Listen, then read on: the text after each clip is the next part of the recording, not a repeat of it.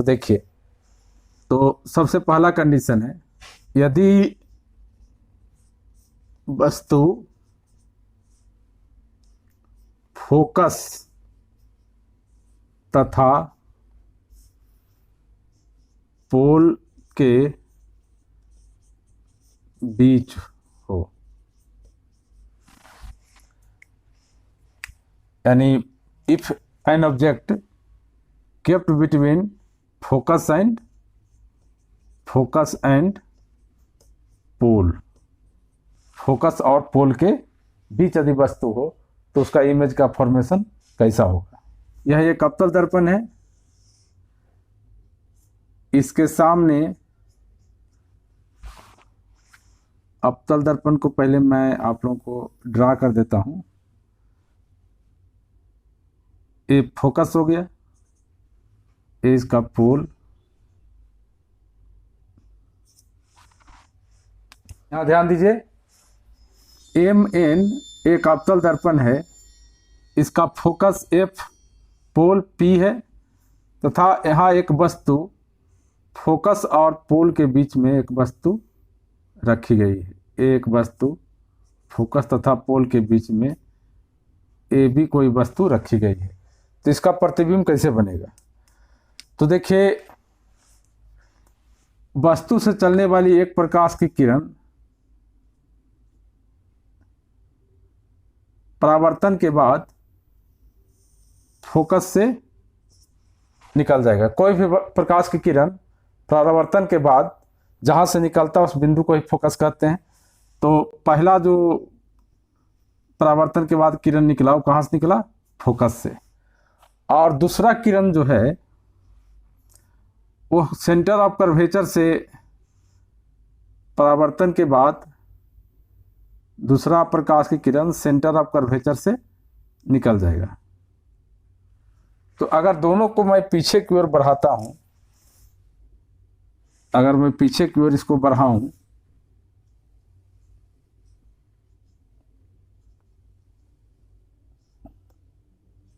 तो यहां देखिए वस्तु, यहां देखिए दोनों प्रकाश की किरण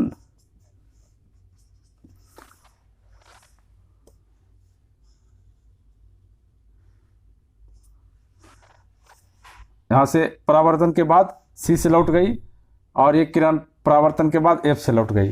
दोनों किरणों को जब हम पीछे की ओर बढ़ाते हैं तो यहां मिलता हुआ प्रतीत हो रहा है, यानी वस्तु का इमेज, AB वस्तु का इमेज, AB वस्तु का जो प्रतिबिंब है, ये जो AB वस्तु का प्रतिबिंब है ये कहाँ बन रहा है? A', B' पर बन रहा है। A वस्तु का प्रतिबिंब बन रहा है A', B'। तो वस्तु के प्रतिबिंब का नेचर कैसा है? इसके प्रतिबिंब का नेचर है, यानी पहला प्रतिबिंब का नेचर है कि यह कैसा है? वर्चुअल है, वर्चुअल यानी काल्पनिक। ये प्रतिबिंब कैसा है? काल्पनिक। क्यों? क्योंकि किरणों के डायरेक्ट कटने से प्रतिबिंब नहीं बना है। पीछे बढ़ाने पर किरण यहाँ कटता हुआ प्रतीत हो रहा है, डॉटेड लाइन कटता हुआ प्रतीत हो रहा है। वास्तविक में प्रकाश की किरण वस्तु चलने के बाद यहाँ से परावर्तित होकर निकल गई है। दो किरण की बात करते हैं फॉर्मेशन में, ऐसे तो किरणें लाखों लाख निकली होगी, करोड़ों करोड़। तो दो किरण की बात करें, एक C से और एक F से, फोकस से निकल गई है। C क्या है? Centre of curvature. F क्या है? फोकस। जब पीछे की ओर बढ़ाते हैं तो A कहाँ मिलता हुआ प्रतीत हो रहा है? यहाँ मिलता हुआ प्रतीत हो रहा है यहाँ पर। तो AB वस्तु जो है, AB ये जो वस्तु है जो फोकस और पोल के बीच स्थित था, इसका प्रतिबिंब कहाँ बन रहा है? A', B' पर बन रहा है।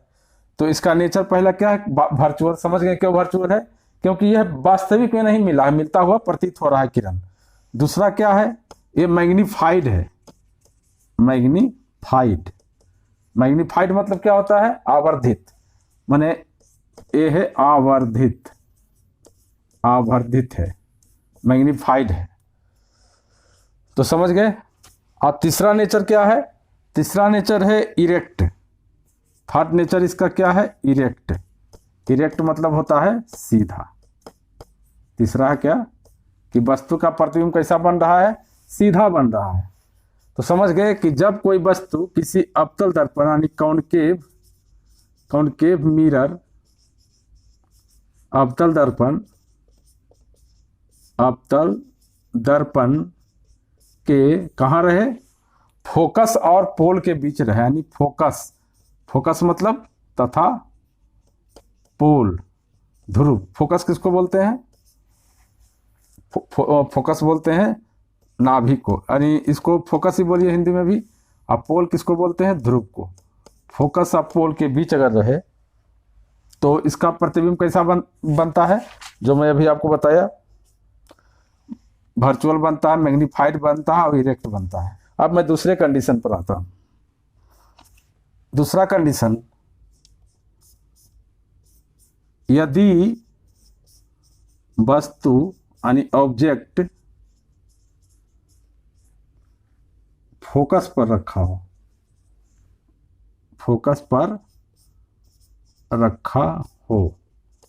यानी वस्तु कहाँ हो, फोकस पर ही हो, तो देखिए प्रतिबिंब बना लीजिए। यह एक अवतल दर्पण है। अवतल दर्पण के यहाँ ये फोकस है, ये सी हो गया, यहाँ पी हो गया। एक्स डैश नाम दे दीजिए अक्ष को, एम एन नाम दे दीजिए दर्पण को। तो देखिए ये दर्पण है, एम एन दर्पण है। तो यहाँ वस्तु को कहाँ रखा गया है, वस्तु को रखा गया है फोकस पर।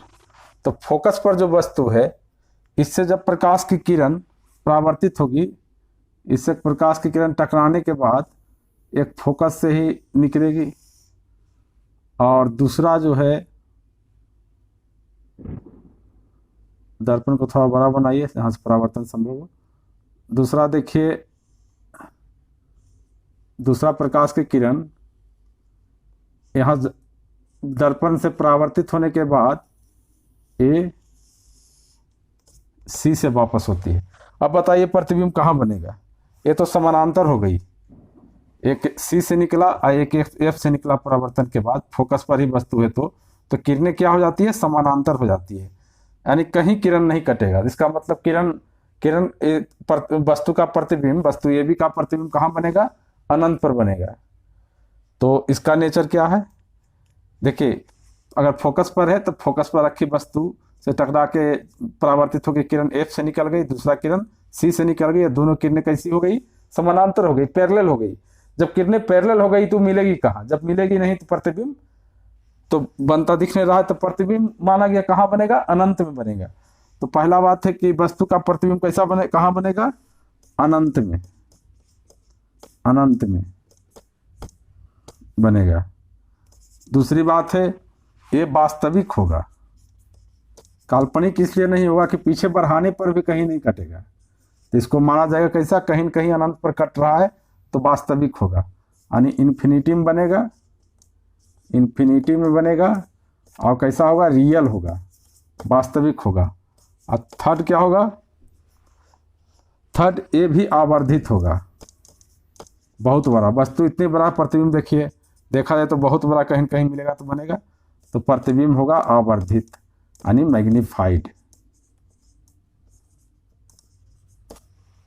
तो दूसरा कंडीशन समझ गए कि जब वस्तु अगर फोकस पर रखा जाए अवतल दर्पण के सामने, ये अवतल दर्पण है, तो उसकी प्रतिबिंब कहाँ बनती है, अनंत पर बनती है, इन्फिनिटी में, वास्तविक रियल बनती है और मैग्नीफाइड आवर्धित बनती है।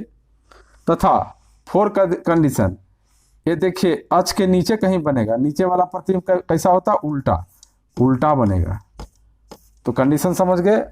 तीसरा कंडीशन है यदि ऑब्जेक्ट फोकस तथा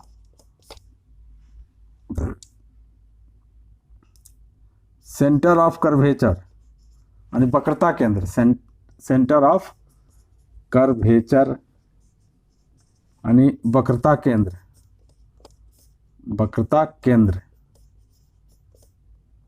केंद्र के बीच हो,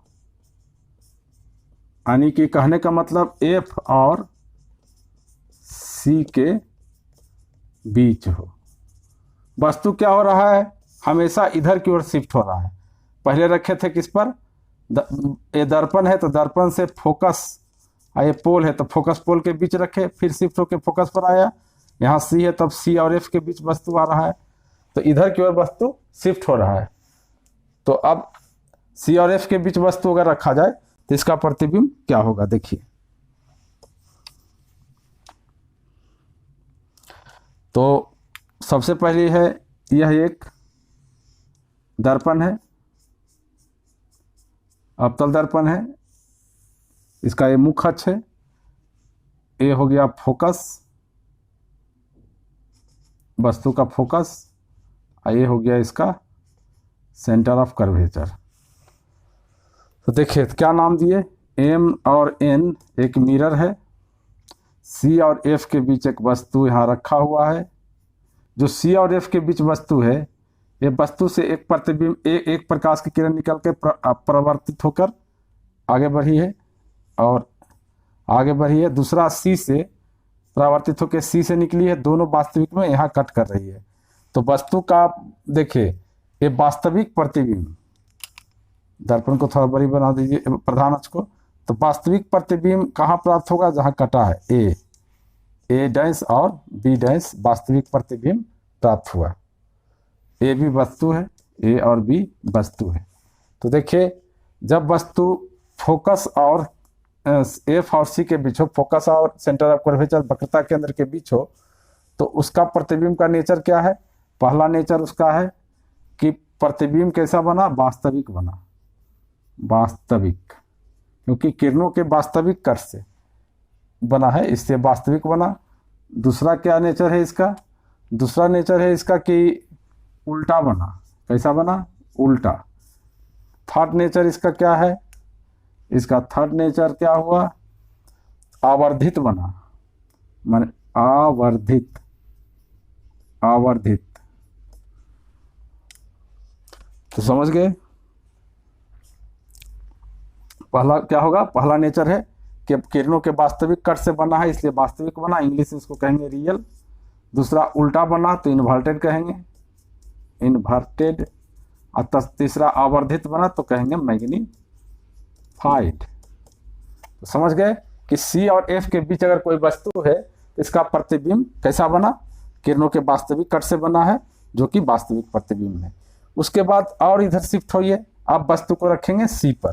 तो इसके बाद तो थर्ड कंडीशन है, देखिए जब देखिए यह है एम एन एक अवतल दर्पण, इसका फोकस है एफ और इतनी दूरी नाप कर सी दीजिए, प्रधान सेंटर ऑफ कर्वेचर सी। यानी ऑब्जेक्ट को अगर सी पर रखा जाए, ऑब्जेक्ट को अगर सी पर, ए बी ऑब्जेक्ट को सी पर रखा जाए तो देखिए इसका प्रतिबिंब कैसे बनेगा। पहला दर्पण से होकर जाने वाली प्रकाश की किरण परावर्तन के बाद एफ से टकरा के लौट गई। दूसरी किरण जो परावर्तित हुई वो टकराने के बाद उसी तरह से जब लौटी तो देखिए किरण यहाँ मिल रहा है। दूसरी किरण वस्तु जो फोकस से होकर गया वैसे परावर्तन के बाद क्या होता है, फोकस से जाने वाली वो फिर यहाँ से अब परावर्तित हो गई। परावर्तित होने के बाद किरणों के वास्तविक कट होने से ए बी जो वस्तु था उसका प्रतिबिंब यहाँ, इसका उल्टा जस्ट यहीं प्राप्त हो रहा है।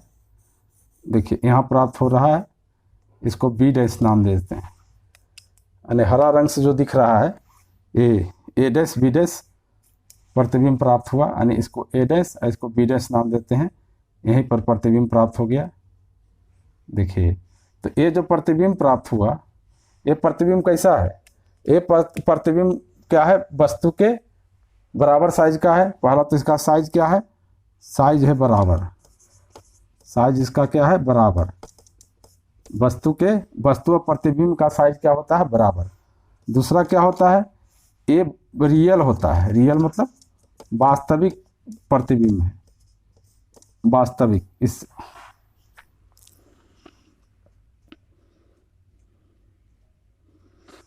थर्ड क्या होता है, जो उल्टा होता है, यानी इन्वर्टेड। टेड यानी उल्टा है।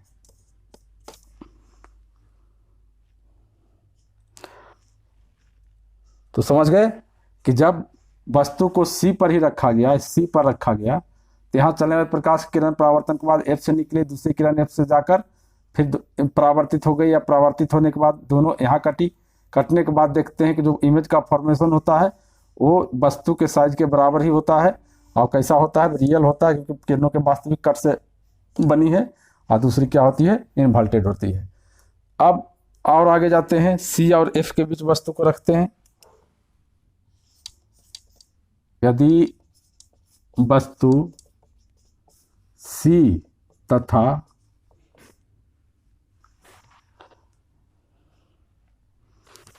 अनंत के बीच हो, अनंत के बीच हो, यदि वस्तु कहाँ हो, इन्फिनिटी, इन्फिनिटी और सी के बीच हो। अनंत और सी के बीच अगर कोई वस्तु को रखा जाए अवतल दर्पण के सामने, तो इसका प्रतिबिंब कहाँ बनेगा? Very easy. दर्पण हमेशा इधर की ओर शिफ्ट कर रही है। अब देखिए, पहले प्रतिबिंब बना लीजिए। चलिए, इस बार यह एक दर्पण है, एम एन दर्प, ए हो गया इसका एक्स एक्स डैश प्रधान अक्ष, फोकस एफ, सी, और यहाँ पर वस्तु रखा गया है, ये वस्तु रखा गया, देखिए यहाँ पर ए और बी, ए बी वस्तु यहाँ पर रखा गया है। तो वस्तु से चलने वाली प्रकाश की किरण देखिए,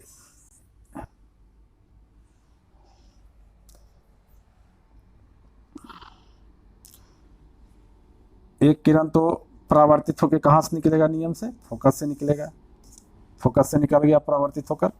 दूसरी किरण को सी से जाएगी और इधर से ही परावर्तित हो जाएगी। अब देखिए, किरण वस्तु का प्रतिबिंब कैसे कहाँ बना? वस्तु का प्रतिबिंब देखिए, यहाँ वास्तविक कट से यहाँ बना छोटा सा ए डैश और बी डैश। तो समझ गए कि यदि सी से बियॉन्ड हो, सी और अनंत के बीच अगर हो, तो वस्तु का प्रतिबिंब कैसा बनेगा? इसका नेचर क्या होगा? उल्टा होगा, यानी इन्वर्टेड, इन्वर्टेड। दूसरा क्या होगा? छोटा होगा, वस्तु से छोटा, यानी डिमिनिश्ड, इसको कहेंगे डिमिनिश्ड। थर्ड क्या होगा? उल्टा होगा, छोटा होगा और वास्तविक होगा, वास्तविक यानी रियल होगा, रियल। तो नेचर क्या होगा? उल्टा, इन्वर्टेड, छोटा और रियल। रियल क्यों? क्योंकि किरणों के वास्तविक कट से बना। कैसे हुआ समझ गए? सी और सी से बियॉन्ड, सी और अनंत के बीच वस्तु को रखे थे, यहाँ से प्रकाश की किरण चलने वाला एक एफ से निकल गया, दूसरा सी से जो चल के गया प्रकाश की किरण परावर्तित होकर उसी रास्ता को फॉलो किया, तो दोनों प्रकाश किरण यहाँ मिला रियल में। तो जहाँ किरणों के कट होते हैं परावर्तन के बाद, या कटता हुआ प्रतीत होता है, वहीं पर वस्तु का इमेज बनता है। तो वस्तु का इमेज कैसा बना? वस्तु से छोटा बना, उल्टा बना और वास्तविक बना।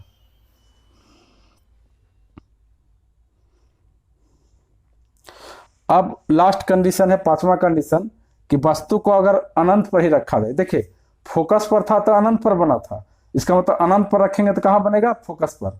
सब नियम वही फॉलो करेगा। तो देखिए अगला कंडीशन,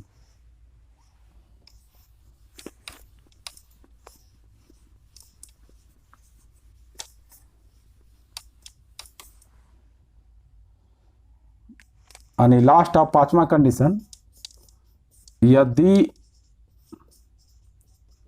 वस्तु को अनंत यानी अनंत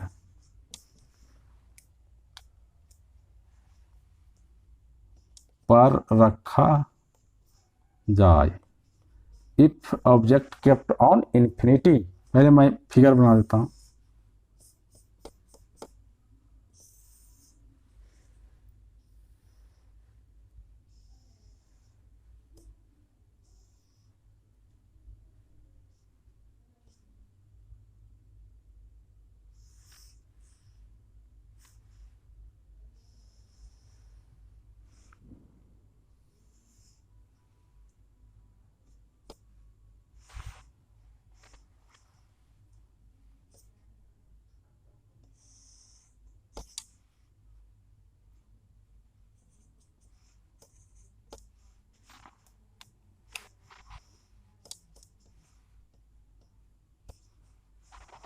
देखिए, जब वस्तु को अनंत पर रखा जाता है तो प्रकाश की किरणें समानांतर आती है।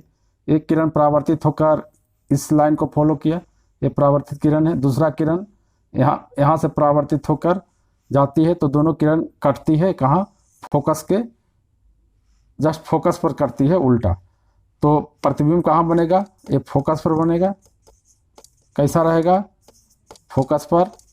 कैसा रहेगा, वास्तविक रहेगा, वास्तविक यानी रियल रहेगा, क्योंकि किरणों के रियल कट से बन रही है। दूसरा पोल के पास से गुजरी है, यानी दूसरा पोल पर से ही गुजरी है, रिफ्लेक्ट हुई है। और थर्ड क्या रहेगा, फोकस पर बनेगा, वास्तविक बनेगा, उल्टा बनेगा, इन्वर्टेड बनेगा। और इमेज क्या होगी उसकी, माने प्रतिबिंब कैसा होगा, प्रतिबिंब वस्तु से बहुत छोटा बनेगा, ये छोटा बनेगा, प्रतिबिंब छोटा बनेगा। क्योंकि अनंत से जो प्रतिबिंब किरण आ रहा होगा तो वस्तु समझिए कितना बड़ी होगी, उसकी प्रतिबिंब क्या प्राप्त होगी, छोटी, यानी छोटी बनेगी, डिमिनिश्ड बनेगी। धन्यवाद एंड गुड डे।